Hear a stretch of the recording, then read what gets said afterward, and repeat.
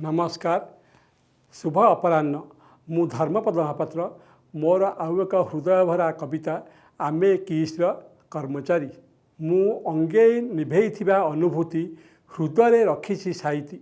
कविता माध्यम लेखुची शुणिबे निश्चय नीति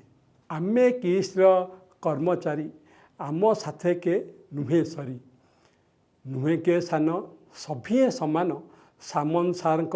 मार्गदर्शन भरी अंतरे आधार करी दायित्वर करु अंताक्षरी आमे किस्र कर्मचारी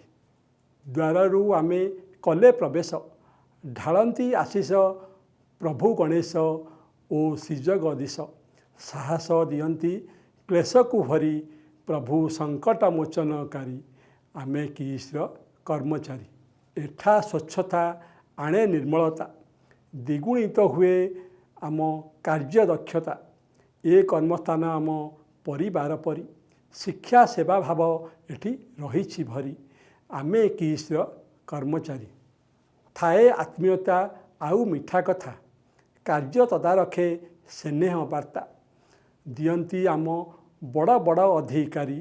सामन सार हित उपदेश अमृतर धारा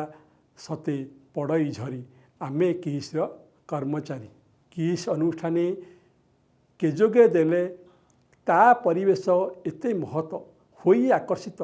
न हुए मनत जीवाकू फेरी आमे किस्र कर्मचारी आम साथे के नुए सरी। धन्यवाद। नमस्कार। जय जगन्नाथ।